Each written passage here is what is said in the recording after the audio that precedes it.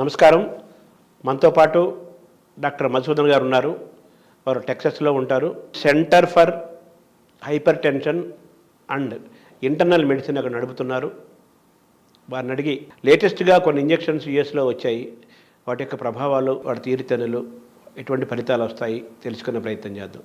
Sir నమస్కారం. Sir నమస్కారం sir. మీరు సార్ అదే అమెరికాలో కొన్నేళ్ల క్రితం ఈ మధ్యనే కొన్ని ఇంజెక్షన్స్ వచ్చాయని విన్నాము సార్. అవును. అలా వెయిట్ లాస్ అవడానికి, బరువు తగ్గడానికి, తద్వారా షుగర్ లెవెల్స్ని కూడా వాటి షుగర్ని రివర్స్ చేయడానికి, బీపీ తగ్గించుకోవడానికి చాలా వాటికి అది ఉపయోగపడుతుంది అంటున్నారు. ఒక ఇంజెక్షన్ ద్వారానే ఆల్మోస్ట్ 15% వెయిట్ తగ్గుతుందని, ఇంకొక ఇంజెక్షన్ వచ్చింది, దాని ద్వారా దాదాపు 20%, మోర్ దాన్ 20% వరకు వెయిట్ లాస్ అవుతారని విన్నాము. అది ఎంతవరకు కరెక్టు? తర్వాత ఈ ఫస్ట్ ఇంజెక్షన్ అదేంటి సార్, 15% రిడక్షన్ అనేది, వెయిట్ రిడక్షన్ అనేది? మీరు చాలా అగైన్ ఈ కొత్త వాటి గురించి మీరు చాలా మంచి ప్రశ్నలు వేశారు. ఇది సెమాగ్లూటైడ్ అన్నది ఒక కొత్త ఇంజెక్షన్, ఆర్ దాని బ్రాండ్ నేమ్ ఒజెంపిక్ అంటాం. అలాగే ఇది ఒజెంపిక్ ఏమో డయాబెటీస్ ఉన్న వాళ్ళకి ఒజెంపిక్ అంటాం. ఇదే మందు వేరే పేరుతో విగోవి అని వెయిట్ లాస్ అవ్వడానికి డయాబెటీస్ లేని వాళ్ళకు కూడా అమెరికాలో అప్రూవ్ అయింది. ఇది ఫస్ట్ యూఎస్లో వచ్చిన తర్వాత యూరోప్లో అప్రూవ్ చేశారు. ఇండియాలో ఇంకా కొంచెం టైం పడుతుంది అనుకోండి ఇలాంటివి రావడానికి. రెండవది, ఇది ఇప్పుడు మీరు చెప్పిన 15% వెయిట్ లాస్ ఛాన్సెస్ ఉండేది దీంతో ఉందన్నమాట. ఇది కొంతమందికి 3 monthsలో తగ్గచ్చు, కొంతమంది 6 months పట్టచ్చు, కొంతమందికి 1 year దాకా పట్టచ్చు ఈ వెయిట్ లాస్ అన్నది. స్టడీస్లో మాత్రం వాళ్ళు సామాన్యంగా అప్ టు 1 year వరకు తీసుకొని క్యాలిక్యులేట్ చేస్తారు వాళ్ళు. అలాగే ఇప్పుడు రెండోది టెర్జాబెటైడ్ అంటాము. దాని బ్రాండ్ నేమ్ వచ్చి మంజారో. అది వచ్చి ఇప్పుడు 1.5 years డయాబెటీస్ కోసం ఫస్ట్ అప్రూవ్ అయింది.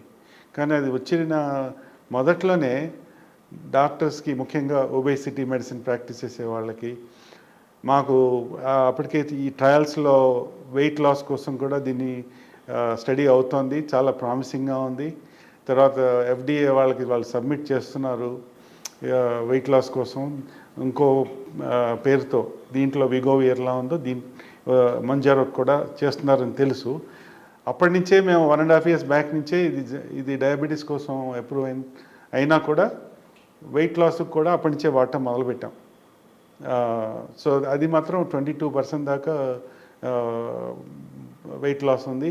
తర్వాత సైడ్ ఎఫెక్ట్స్ కొంచెం ఈ ఒజెంపిక్ కంటే ఇది వెయిట్ లాస్లో ఎఫెక్టివ్గా ఉంది, ప్లస్ సైడ్ ఎఫెక్ట్స్ కూడా తక్కువగా ఉన్నాయి అన్నమాట. అంటే ఈ ఫస్ట్ ఇంజెక్షన్, అలాగే సెకండ్ ఇంజెక్షన్ లేటెస్ట్ 22% ఉంది, ఫస్ట్ది 15%. అవును. ఇవి దాదాపు మ్యాక్సిమం 1 year లోపు కంప్లీట్గా వర్క్ చేస్తుంది. 1 year వరకు ఆ ఇంజెక్షన్స్ వేసుకోవాలన్నారు కదా. అంటే పీరియడ్ ఎలా వేసుకోవాలి? వీక్లీ వేసుకోవాలా, మంత్లీ వన్స్ వేసుకోవాలా, ఎలా వేసుకోవాలా ఇంజెక్షన్స్? రైట్ అండి. ఇప్పుడు ఇందులో డిఫరెంట్ డోసెస్ వచ్చినాయి అన్నమాట. డిఫరెంట్ డోసెస్లో ఇప్పుడు షుగర్ ఒక రకమైన డోసు, ఐరనికల్గా అంటే వెయిట్ లాస్కి దీన్ని ఇంకా కొంచెం ఎక్కువ డోస్లోనే ప్రమోట్ ట్రయల్స్లో బట్టి. అంటే ఇప్పుడు ఫర్ ఎగ్జాంపుల్ డయాబెటీస్ వాళ్ళకి ఒజెంపిక్ వచ్చి 1.8 అయితే ఇది 2.4 దాకా వాడే డోస్ అప్రూవ్ అయిందనమాట. అలాగే మంజారో దాంట్లో కూడా డిఫరెంట్ డోసెస్ ఉన్నాయి. 2.5 దగ్గర నుంచి మొదలుపెట్టి 15 milligrams వరకు వెళ్తుంది. అలాగే ఇది దాని సైడ్ ఎఫెక్ట్స్ తగ్గించకుండా తక్కువలో ఉండటానికి ఎంత తక్కువ డోసులో వాడితే అంత మంచిదన్నమాట. అంటే మన వీక్లీ వేసుకోవాలా, మంత్లీ వేసుకోవాలా ఇంజెక్షన్? ఇది వీక్లీ ఇంజెక్షన్స్ అండి. ఓకే. అంటే వీక్లీ ఒక ఇంజెక్షన్ వీక్లీ వేసుకోవాలి. అంటే కొంతమందికి 3 monthsలో రిజల్ట్స్ రావచ్చు, కొంతమంది 6 monthsలో రావచ్చు, కొంతమంది 9 monthsలో రావచ్చు, కొంతమందికి 1 year రావచ్చు. మ్యాక్సిమం 1 yearలో డిఫరెంట్ రిజల్ట్స్ వస్తాయి. రైట్. అంతే కదా. ఒకటేమో డయాబెటిక్ ఉన్నవాళ్ళు దాన్ని కంట్రోల్ చేసి రివర్స్ చేసుకోవటం డయాబెటిక్ దీన్ని కండిషన్స్ని. అలాగే వెయిట్ లాస్ అవ్వడానికి ఒక టైప్ ఆఫ్ ఇంజెక్షన్ ఉపయోగపడుతుంది. ఇంకొకటి ఏమో షుగర్ లేకపోయినప్పటికీ కూడా షుగర్ లేని పేషెంట్స్కి, బీపీ ఉన్న వాళ్ళకు, అలాగే ఓవర్ వెయిట్ ఉన్న వాళ్ళకు ఇది తగ్గడానికి ఉపయోగపడతాయి అంతే కదా. ఈ ఇంజెక్షన్స్ కాస్ట్ ఎలా ఉంటాయండి? ఇన్సూరెన్స్ లేని వాళ్ళకి అమెరికాలో ఆల్మోస్ట్ 1000 నుంచి 1100 దాకా కాస్ట్ ఉంది డాలర్స్లో. ఇది అంటే ఒక్కొక్క ఇంజెక్షన్ 1,20,000 దాకా ఉంటుంది. ఇది ఒక నెలకండి. ఇది అంటే 4 ఇంజెక్షన్లు కాస్ట్ అనమాట. ఇది ఒక నెలకు అయ్యే కాస్ట్. అంటే మీకు $250 వారానికి అనుకోండి ఒక ఇంజెక్షన్ కాస్ట్. 50 ఇంటూ 80 రూపాయలు వేసుకున్నామంటే 20,000 రూపాయలు అనుకోండి ఒక్కొక్క ఇంజెక్షన్ కాస్ట్. 20,000. అవును. సో అలాగే కాకపోతే కొన్ని కూపన్స్ అని వచ్చి అక్కడ కొన్ని ఫార్మసీస్లో ఫార్మసీ ప్రమోషన్ దానివల్ల 600కి నెల రోజులకు సరిపోను 4 పెన్నులు కూడా వస్తున్నాయి. $600కి. అదే అంటే ఓవరాల్గా యావరేజ్గా 15,000 నుంచి 20,000 దాకా ఒక్కొక్క ఇంజెక్షన్ ఉంటుంది. అవునండి. అది వీక్లీ వేసుకోవాలి. సంవత్సరం పాటు మ్యాక్సిమం హైయెస్ట్ డోసు 1 year. ఇంకా వేసుకోవచ్చండి. ఆ తర్వాత కూడా మెయింటెనెన్స్ వేసుకునే వాళ్ళు ఉన్నారు. అవసరాన్ని బట్టి ఇప్పుడు డయాబెటీస్ ఉందనుకోండి, దాన్ని మెయింటైన్ చేయడానికి కంటిన్యూ చేస్తున్న వాళ్ళు ఉన్నారు. కానీ కొంతమంది ఇప్పుడు ముఖ్యంగా మనం డయాబెటీస్ గురించి వాళ్ళ గురించి మాట్లాడుకుందాం. వాళ్ళకి చాలామందికి ఇది జెనెటిక్ కాకుండా బరువు పెరగడం వల్ల వచ్చిన డయాబెటీస్. ఇది లైఫ్ స్టైల్ వల్ల మిగతా అన్నీ కలిసి కాంబినేషన్ వల్ల వచ్చింది. ఇలాంటి వాళ్ళు వెయిట్ లాస్ అవటం వల్ల వాళ్ళు మామూలుగానే ఇప్పుడు ఇది రాకముందు, ఇంజెక్షన్ రాకముందు మామూలుగా ఏం చేస్తున్నారు, గ్యాస్ట్రిక్ స్లీవ్ అని ఒక ఇంజెక్షన్ ఒక సర్జరీ చేసేవాడు. గ్యాస్ట్రిక్ స్లీవ్ వల్ల స్టమక్ చిన్నగా అవుతుంది. చిన్నగా అయితే అప్పుడు వాళ్ళు తినే ఆహారం ఏదైతే చాలా తగ్గుతుంది. ఎందుకంటే ఫుల్ తొందరగా అయిపోతారు. కాకపోతే ఏమైందంటే ఈ గ్యాస్ట్రిక్ స్లీవ్ ఒక సంవత్సరం తర్వాత మనకు వచ్చిన వాళ్ళు ఒక 40 అంటే ఆల్మోస్ట్ 25% వెయిట్ లాస్ అయిన వాళ్ళు ఉన్నారు గ్యాస్ట్రిక్ స్లీవ్తో. కానీ 1 year తర్వాత ఏమైంది, కొంచెం మన పాత అలవాట్లు వచ్చేసి మనం మామూలుగా తింటాం మొదలు పెడితే మన స్టమక్ అనేది ఎలాస్టిక్ స్ట్రక్చర్. సో అది సాగటం మొదలు పెడుతుంది. పెరిగి మళ్ళీ ప్రీవియస్ వెయిట్ లాస్ అవుతుందో అదంతా పోయి మళ్ళీ రీగైన్ చేసే ఛాన్సెస్ ఉంటాయి అన్నమాట. అంతకుమించి కూడా బరువు పెరిగే అవకాశం. సో ఇక్కడ కీ ఏంటంటే ఏదైనా ఇప్పుడు మనం ఇంజక్షన్లు అనండి, లేకపోతే గ్యాస్ట్రిక్ స్లీవ్ అనండి, సర్జరీ అనండి, వెయిట్ లాస్కి ఆ టైంలో ఏదైతే ఉంటుందో తీసుకున్న టైంలో మనం ఒక డిసిప్లిన్ అలవరుచుకొని డైట్ని ఒక పద్ధతి రకంగా చేసుకొని ఏదైతే మనం మెయింటైన్ చేయగలుగుతాం. ఇప్పుడు రకరకాల డైట్లు ఉంటాయి. చాలామంది అడుగుతారు నన్ను, ఏమంటే మెడిటేరియన్ డైట్ అన్నారు, ఇక్కడ ఎలాగైతే రాగులు, సజ్జలు, లేకపోతే ఇంటర్మీడియట్ ఫాస్టింగ్ అంటారు, రకరకాల డైట్లు వచ్చినాయి. మరి ఇందులో ఏ డైట్ అయితే మంచిదని అంటారు. స్టడీస్ ప్రకారం చాలా వచ్చినాయి. మెడిటేరియన్ కొంతమందికి పనిచేస్తుంది, కొంతమందికి కీటో డైట్ అని.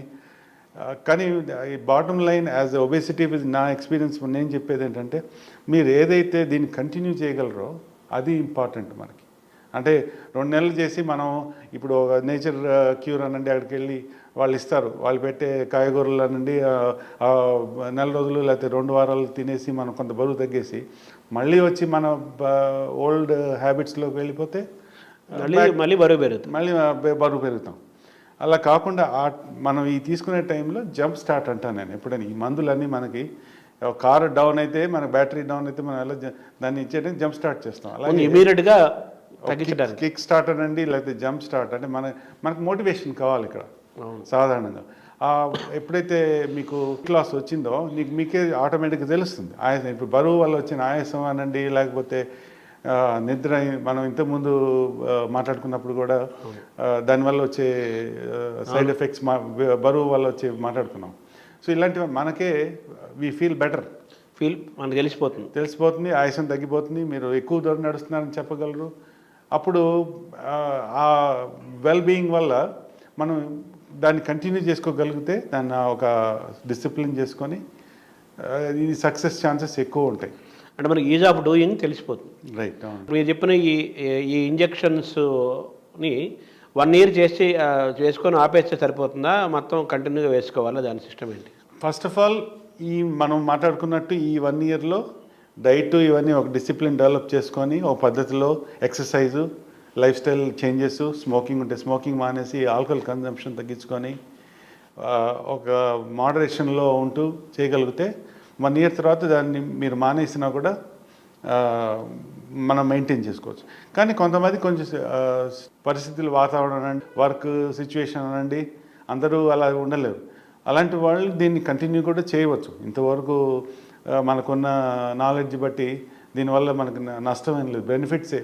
వెయిట్ పెరిగిన దానికంటే మెడిసిన్ సైడ్ ఎఫెక్ట్స్ తక్కువ ఉన్నాయి. ఇప్పుడు వెయిట్ వల్ల వచ్చే సైడ్ ఎఫెక్ట్స్ ఎక్కువ ఉన్నాయి. కాబట్టి మెడిసిన్ స్ట్రగుల్ అయ్యే వాళ్ళు దీన్ని ఇంకా కంటిన్యూ చేసుకోవచ్చు. ఎన్ని రోజులు కావాలంటే అన్ని రోజులు, ప్రస్తుతం ఉన్న మనకు తెలిసిన నాలెడ్జ్ బట్టి. 4 డోసులతో అంటే 1 మంత్ తోటి కూడా రిజల్ట్స్ వచ్చిన వాళ్ళు ఉన్నారా? ఉన్నారండి. డెఫినెట్గా 1 మంత్లో మినిమం 10% వెయిట్ లాస్ వచ్చిన వాళ్ళు కూడా ఉన్నారు. సో కాకపోతే ఇక్కడ మోర్ ఇంపార్టెంట్ అన్నది సైడ్ ఎఫెక్ట్స్. ఒకటి, ఇప్పుడు ఫస్ట్ వీక్లో సామాన్యంగా కొంచెం నాజియా అంటాం, లేకపోతే కొంతమందికి డయేరియా రావచ్చు, కొంతమందికి కాన్స్టిపేషన్ రావచ్చు. GI side effects. ఈ మందులన్నీ 2 రకాలుగా పనిచేస్తాయి. ఒకటేమో మన జీర్ణకోశంలో స్టమక్ మీద పనిచేసి స్లో డౌన్ చేస్తుంది స్టమక్. అంటే మనం ఇప్పుడు ఇందాక ఎలాగైతే సర్జరీ చేస్తే మనం తిన్నది కొంచెం ఫుల్గా అనిపిస్తుంది అనుకున్నామో, అదే పని ఇది మెడికల్గా చేస్తాం. సో కొంచెం తినగానే మీకు ఫుల్ అయినట్టు, సర్జరీ బదులు, నాకు సర్జరీ బదులు ఎగ్జాక్ట్లీ నాకు తొందరగా ఫుల్ అయిపోయి నాకు అవసరం లేదు, ఇంకా తినాల్సిన అవసరం లేదనిపిస్తుంది.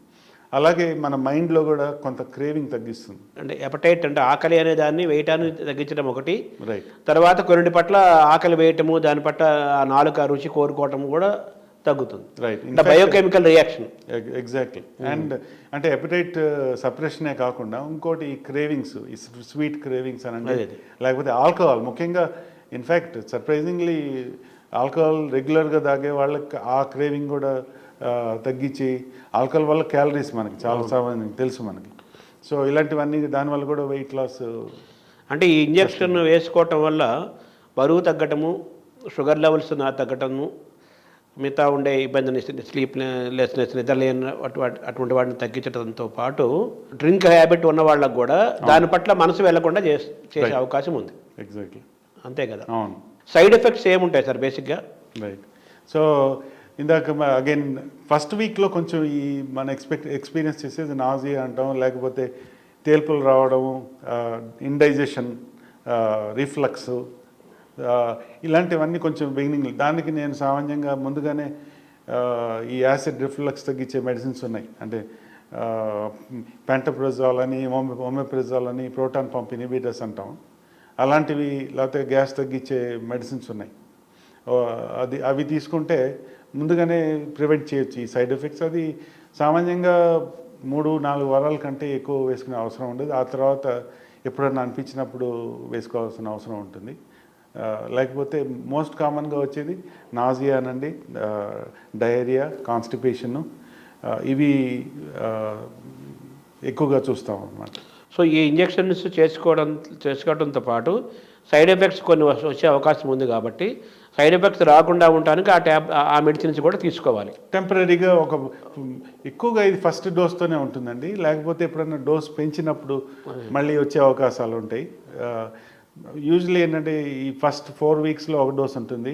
4 వీక్స్ తర్వాత అప్పుడు పెంచుతాం. ఏమైనా కొంతమంది ఒక్కొక్కళ్ళ మెటాబలిజం అనండి, లేకపోతే వాళ్ళ బాడీ కాన్స్టిట్యూషన్ డిఫరెంట్గా ఉంటుంది. సో కొంతమందికి లో డోసే బాగా పనిచేస్తుంది, కొంతమందికి నెక్స్ట్ డోస్కి వెళ్ళాల్సి వస్తుంది. అప్పుడు అంతవరకు మీరు ఈ సైడ్ ఎఫెక్ట్స్ ప్రివెంట్ చేయడానికి ఇవి వాడుకోవచ్చు. తర్వాత ఈ ఇంజెక్షన్ వేసుకోవడంతో పాటు సైడ్ ఎఫెక్ట్స్ వచ్చే అవకాశం ఉంది. కాబట్టి దాన్ని నివారించడం కోసం ఈ మెడిసిన్స్ తీసుకోవడంతో పాటు ఆహార నియమాలు కూడా పాటించాలి.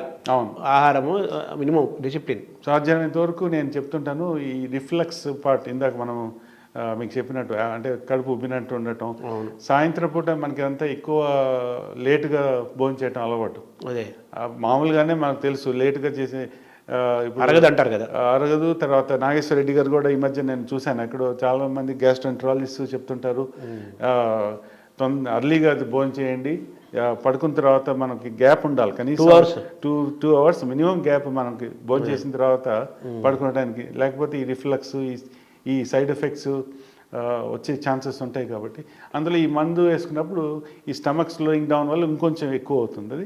అది ప్రివెంట్ చేయడానికి మనం సాధ్యమైనంత వరకు అర్లీగా సాయంత్రం పూట 7-7:30 లోపల మీరు భోజనం చేసి అలవాటు చేసుకుంటే అది అన్ని విధాల మంచిది. ఈ ఇంజెక్షన్ థైరాయిడ్ పైన కూడా వర్క్ చేస్తాయా? థైరాయిడ్ అది చాలా మంచి ప్రశ్న అడిగారు. అంటే చాలామంది చూస్తారు, ఇప్పుడు ఇది బ్లాక్ బాక్స్ అంటాం యుఎస్లో. ఒక వార్నింగ్ ఏముంటుందంటే థైరాయిడ్ ట్యూమర్స్, ఇది మైస్లో థైరాయిడ్ ట్యూమర్స్ వచ్చినాయంటే మెన్ సిండ్రోమ్ అని ఒక రకం కొంతమంది జెనెటిక్గా మనకి హ్యూమన్స్లో ప్రీడిస్పోజిషన్ ఉంటుంది ఈ థైరాయిడ్ క్యాన్సర్ రావడానికి. అలాంటి వాళ్ళకి ఇది సామాన్యంగా వద్దని చెప్తారు. అంటే ముందుగానే వాళ్ళ హిస్టరీ, అందుకనే ఇక్కడ ఇది డాక్టర్ పర్యవేక్షణలో తీసుకోవాల్సిన రీజన్ అదన్న. కాకపోతే ఇవి అంత కామన్ కాదు ఈ కండిషన్స్ అన్నీ అంత. కాబట్టి చాలామంది ఏమీ లేకుండా కూడా తీసుకుంటున్నారు, నష్టం జరగదు. కానీ ఇలాంటి ప్రాబ్లమ్స్ ఉన్న వాళ్ళు కొంచెం జాగ్రత్తగా ఉండాలి. ఇంతవరకు అయితే హ్యూమన్స్లో ఇది రిపోర్ట్ కాలేదు, ఇది థైరాయిడ్ క్యాన్సర్ అని. బట్ మైస్లో రిపోర్ట్ అయింది కాబట్టి వాళ్ళ వార్నింగ్ పెట్టారు. ఇది ఎప్పుడైనా రావచ్చు అన్న వార్నింగ్ ఉంటే దాని ముందుగా ఒక్కొక్కసారి థైరాయిడ్ అల్ట్రాసౌండ్ చేయొచ్చు, చూసుకొని మనకి ఏమన్నా ప్రాబ్లం ఉందా, నాడ్యూల్స్ ఉన్నాయా, అలాంటివి చూసుకొని నేనైతే సామాన్యంగా అది రికమెండ్ చేస్తాను. థైరాయిడ్ ప్రాబ్లమ్స్ ఉన్న వాళ్ళకి దానికి అల్ట్రాసౌండ్ చేసుకొని, ఎందుకంటే ఇది మనకు తెలియకుండా కూడా ఒక్కొక్కసారి అండర్లయింగ్ ప్రాబ్లం ఉంటుంది, అలాంటివి కూడా డయాగ్నోస్ చేయొచ్చు. కాబట్టి అది చెక్ చేసుకొని తీసుకోవడం మంచిదండి. మామూలుగా థైరాయిడ్ ఉన్నవాళ్ళు ఈ ఇంజక్షన్లు తీసుకోకూడదు అంటారా? తీసుకోకూడదు, ఇంకా దాన్ని కొంచెం ఫర్దర్ టెస్టులు తీయించుకుంటే మంచిది. తర్వాత షుగరు, బీపీ, థైరాయిడ్ ఇవన్నీ కామన్ అయిపోయినాయి చాలామందికి. అవునండి. ఈ మధ్య కొలెస్ట్రాల్ కూడా వస్తుంది, అవును, పెరుగుతుంది. గుడ్ కొలెస్ట్రాల్, బ్యాడ్ కొలెస్ట్రాల్ అంటారు కదా. అవును, ఆ బ్యాడ్ కొలెస్ట్రాల్ పెరుగుతుంది చాలా మందిలో. ఇప్పుడు కొలెస్ట్రాల్కి కూడా ఇప్పుడు బీపీ ఉన్న వాళ్ళు, ఈ ట్యాబ్లెట్ వేసుకున్న వాళ్ళు కంపల్సరీగా కొలెస్ట్రాల్ కూడా ఒకటి వేసుకోండి అని చెప్పేసి లేటెస్ట్ సైన్స్ చెబుతోంది అని డాక్టర్లు సజెస్ట్ చేస్తూ కొలెస్ట్రాల్ కూడా ట్యాబ్లెట్స్ కూడా వేసుకోమని అంటున్నారు. అది వింటున్నాను నేను. సో ఈ ఇంజెక్షన్స్ కొలెస్ట్రాల్ పెరగకుండా కొలెస్ట్రాల్ని కూడా కంట్రోల్ చేస్తాయి. డెఫినెట్గా కొంత బెనిఫిట్ ఉందండి. ముఖ్యంగా ఈ కొలెస్ట్రాల్లో కూడా ట్రైగ్లిజరైడ్స్ అంటాం. ఎప్పుడు ఇన్ఫ్యాక్ట్ ఇన్సులిన్ రెసిస్టెన్స్, ట్రైగ్లిజరైడ్స్ ఇవన్నీ షుగర్ రాకముందు వచ్చే లక్షణాల్లో ట్రైగ్లిజరైడ్స్ ఒక అర్లియస్ట్ బయోకెమికల్ మార్కర్ అన్నమాట పెరగటం. సో మీకు ఫస్ట్ మన వెయిట్ లాస్ వచ్చిన ఫస్ట్ తగ్గేది ఈ మందు వల్ల ట్రైగ్లిజరైడ్స్ తగ్గుతాయి. ఆ తర్వాత మనకి కొలెస్ట్రాల్ అలాంటివి కూడా తగ్గుతాయి అన్నమాట. ఎల్డిఎల్ బ్యాడ్ కొలెస్ట్రాల్ అనండి, దానివల్ల ఆ బెనిఫిట్ కూడా ఉంది. అంటే కొలెస్ట్రాల్ మీద వర్క్ చేస్తాయి అవి? డైరెక్ట్గా వర్క్ చేయదండి, ఇది మోర్ ఇండైరెక్ట్ ఎఫెక్ట్ అనాలి. ఓకే. మిగతా కొలెస్ట్రాల్ మెడిసిన్స్ కొన్ని స్టాటిన్స్ అంటాం, అది డైరెక్ట్గా కొలెస్ట్రాల్ తగ్గిస్తాను డైరెక్ట్గా. ఇది మోర్ ఇండైరెక్ట్గా పనిచేస్తాయి అని చెప్పాలి. లాప్రోస్కోపిక్, బ్యారియాటిక్ సర్జరీస్ ఉన్నాయి కదా, అవునండి. వాటి ద్వారా వాళ్ళు కోయటము లేకపోతే రకరకాల దాంతో తీసేస్తున్నారు కదా, లైపోసక్షన్ అని చేస్తున్నారు కదా. వాటికి ఈ ఇంజెక్షన్స్ కొన్న వాటిది మెయిన్ డిఫరెన్స్ ఇది మోర్ న్యాచురల్గా మీకు బాడీ నుంచి మెటాబలిజం అబ్జార్ప్షన్ వల్ల కొవ్వు తగ్గిస్తుంది. సామాన్యంగా ఇప్పుడు ఇన్సులిన్ రెసిస్టెన్స్, ఈ ఇన్సులిన్ వల్ల ముఖ్యంగా డయాబెటిక్స్లో ఇన్సులిన్ తీసుకుంటున్న వాళ్ళకి సెంట్రిపీటల్లో ఒబేసిటీ అంటాం. అంటే ఇక్కడ స్టమక్లో, అబ్డామన్లో పెరగటం చాలా చూస్తుంటాం. సో ఎప్పుడైతే మనం ఫస్ట్ ఆఫ్ ఆల్ డయాబెటిక్స్లో ఇన్సులిన్ మానేయటం వల్ల ఈ వెయిట్ తగ్గటం అదొకటి ఉంటుంది. రెండోది ఈ ఫ్యాట్ కూడా కరిగిస్తుంది. అది దానివల్ల కూడా ఒబేసిటీ, అబ్డామినల్ ఒబేసిటీ తగ్గుతుంది అన్నమాట. అంటే ఓవరాల్గా ఈ ఇంజెక్షన్స్ మెయిన్గా డయాబెటిక్ వాళ్ళకి బాగా వర్క్ చేస్తాయి, నెంబర్ 1. సెకండ్, వెయిట్ ఎక్కువ ఉన్న వాళ్ళకి వెయిట్ లాస్కి ఉపయోగపడతాయి. ఈ రెండు ప్రధానంగా, అంతే కదా. లోపల ఏమైనా ఈ కెమికల్ రియాక్షన్స్ జరిగి లోపల ఏదైనా అగ్ని రగలటం లేకపోతే లోపల ఏమైనా ఇబ్బందులు కలిగే అవకాశం ఉందా ఇంజెక్షన్ తీసుకోవటం వల్ల? ఇందాక మనం అనుకున్నాం అదే, అలాంటివి తప్పితే మిగతావి సామాన్యంగా ఒక 3-4 వారాల్లో ఈ సైడ్ ఎఫెక్ట్స్ అన్నీ తగ్గుతున్నాయండి చాలామందికి. ఆ తర్వాత తక్కువ. అందులో ఇప్పుడు ఈ మంజారో వల్ల ఇంకా తక్కువ. ఈ కోర్స్ కాకపోతే ఒక్కొక్క పర్సన్ డిఫరెంట్. కొంతమందికి ఒజంపిక్ పడుతుందంటారు, కొంతమందికి మంజారో ఆర్ సెమాగ్లూటైడ్ అండి, టెర్జాబెటైడ్ అనే ఆ కాంపౌండ్ ఏదైతే ఉందో దానివల్ల ఈ సైడ్ ఎఫెక్ట్లు 4 వారాల తర్వాత తగ్గే అవకాశం ఎక్కువ ఉంటుంది. అంటే ఈ ఫస్ట్ టైప్ ఇంజెక్షన్ వచ్చి ఎంతకాలం అయింది అమెరికాలో? సెకండ్ టైప్ ఇంజెక్షన్ వచ్చి ఎంతకాలం అయింది? ఫస్ట్ది అంటే ఈ పర్టికులర్ గ్రూప్లో వచ్చి ఆల్మోస్ట్ అంటే GLP-1 అంటామండి ఇది GLP-1 వచ్చేసి ఆల్మోస్ట్ 15 ఏళ్ళు దాటిపోయింది ఆ గ్రూప్లో డ్రగ్స్. కానీ ఒజెంపిక్ అన్న పర్టికులర్ మెడిసిన్ వచ్చి 2017లో అంటే ఒక ఆల్మోస్ట్ 6 సంవత్సరాలు అయింది. తర్వాత ఇప్పుడు జూలై ఆఫ్ 2021లో మనకి ఈ కొత్త మంజారో వచ్చిందనమాట. మరి ఇన్నేళ్ళు అయినా కానీ ఇంకా ఇండియాకి ఎందుకు అవి రాలేదు? అది మరి ఈ రెగ్యులేషన్స్ యూరోప్లో రావడానికే చాలా టైం పట్టింది. ఇన్ఫ్యాక్ట్ ఇప్పుడు ఈ డ్రగ్ ఎంత పాపులర్ అయిపోయి డయాబెటీస్కి వచ్చిన తర్వాత ఈ వెయిట్ లాస్ ఉండటం వల్ల ముందు అందరూ విరివిగా వాడటం మొదలుపెట్టారు. దాంతో యూరోప్లో దీని షార్టేజ్ వచ్చింది. సో వాళ్ళు అసలు రెగ్యులేషన్స్ ఎలా పెట్టారు అంటే ఇది డయాబెటీస్ ఉన్న వాళ్ళకి తప్పితే వెయిట్ లాస్కి వాడకూడదు, వాళ్ళకి ఇవ్వకూడదు అన్న, డాక్టర్స్ కూడా ప్రిస్క్రైబ్ చేయకూడదు అన్న రెగ్యులేషన్ కూడా కొన్ని కంట్రీస్లో పెట్టడం జరిగింది. ఇంకా వీళ్ళు అనుకున్న దానికంటే దీని డిమాండ్ చాలా ఎక్కువగా ఉంది. వాళ్ళు మీట్ సెల్ ఈ సంవత్సరం మరి ఇంకా పెంచుతున్నారు ప్రొడక్షను. త్వరలో మరి ఇండియా కూడా వస్తుందని అనుకుంటున్నా. ఈ రెగ్యులేషన్స్ మరి ఇక్కడ కంట్రీ రెగ్యులేషన్స్ ఎట్లా ఉన్నాయి, నాన్ కంపీట్ ఇలాంటివి ఏవో ఉంటాయి వాళ్ళ ఫార్మాసిటికల్ ఇండస్ట్రీస్, ఆ రెగ్యులేషన్స్ అవన్నీ అవుతే మరి ఐఎమ్ షూర్ ఇండియాలో కూడా వచ్చే అవకాశం. మీరు WHO కూడా పర్మిషన్ ఇవ్వాలా? WHOకి సంబంధం ఉండకూడదండి ఇది, దేనికి లేదు. ఓవరాల్గా ఈ ఇంజెక్షన్స్ రెండు కూడా నెలకు 80,000 వేసుకుంటే సంవత్సరానికి వాటి వాడాలంటే దాదాపు 10 లక్షల రూపాయలు అవుతుంది. అవునండి, కొంచెం అటు ఇటుగా. అవును. మిగతా ఇవి కూడా వాడాలి కాబట్టి, సైడ్ ఎఫెక్ట్స్ అవి కూడా వాడగలరు కాబట్టి. అది ఇది 10 లక్షలు అంటే నెలకి 80,000 అంటే కొంచెం ఖరీదైన వ్యవహారమే కదా. అవును, డెఫినెట్లీ. ఇది ఎవరన్నా బాగా అప్పర్ క్లాస్ తప్పితే, అవును, డబ్బున్న వాళ్ళు తప్పితే middle class, upper middle class కూడా దీన్ని పర్చేజ్ చేయలేరు. అది కొంచెం మరి అక్కడ పర్చేజింగ్ కెపాసిటీ బాగుంటాం వల్ల అక్కడ తీసుకుంటున్నారు. అక్కడ మోర్ ఇన్సూరెన్స్ అండి, పర్చేసింగ్ కంటే కూడా ఇన్సూరెన్స్లు ఉండటం వల్ల ఇన్సూరెన్స్ కవర్ చేసి, ఇన్సూరెన్స్తో పాటు $25కి ఒక కోపే అంటాం, అంటే అది కడితే మిగతాది ఇన్సూరెన్స్ పే చేస్తుంది కాబట్టి అదొక పద్ధతి. రెండోది ఏమైందంటే ఈ డ్రగ్ షార్టేజ్ ఉండటం వల్ల ఫార్మసీస్లో కాంపౌండింగ్ అలౌ చేస్తున్నారు. కాంపౌండింగ్ అంటే కొంచెం దీన్ని మారుస్తారు. ఒరిజినల్ డ్రగ్కి వాళ్ళు అదే మాలిక్యూల్ ఉంటుంది కానీ కొంచెం మార్చి తక్కువ ధరకి అక్కడ కొన్ని కాంపౌండింగ్ ఫార్మసీస్ ఈ స్టాండర్డ్ డ్రగ్ ఎవరైతే వెయిట్ లాస్ కోసం ఎఫర్ట్ చేయలేకపోతున్నారో వాళ్ళు తక్కువకి ఇచ్చి అది కూడా పనిచేస్తున్నాయి. కానీ FDA అక్కడ ఏం చెప్తుందంటే ఇవన్నీ మేము టెస్ట్ చేయలేదు, ఈ క్లినికల్ ట్రయల్స్ లేవు కాబట్టి ప్రజలు జాగ్రత్తగా ఉండాలి, దీనివల్ల వచ్చే మేము సైడ్ ఎఫెక్ట్స్ మేము రికమెండ్ చేయము, అలాగే డాక్టర్స్ కూడా సామాన్యంగా రికమెండ్ చేయమని చెప్తారు. బట్ అవైలబిలిటీ అయితే ఉంది అక్కడ. ఇన్సూరెన్స్ వల్ల కొంత తగ్గుతుంది వాళ్ళకి. ఇన్సూరెన్స్ వల్ల మెయిన్ ఇప్పుడు యాక్చువల్ మీరు బ్రాండ్ డ్రగ్స్ అనేది ఇన్సూరెన్స్ వల్ల వాళ్ళు చాలా మంది వాడగలుగుతున్నారు. అంటే ఇన్సూరెన్స్ వల్ల ఎంతకు వస్తుంది వాళ్ళకి? $20,000 అండి నెలకి. 25 అంటే 2,000 రూపాయలు. 2,000 పర్ ఇంజక్షనా? లేదు, ఈ నెలకి.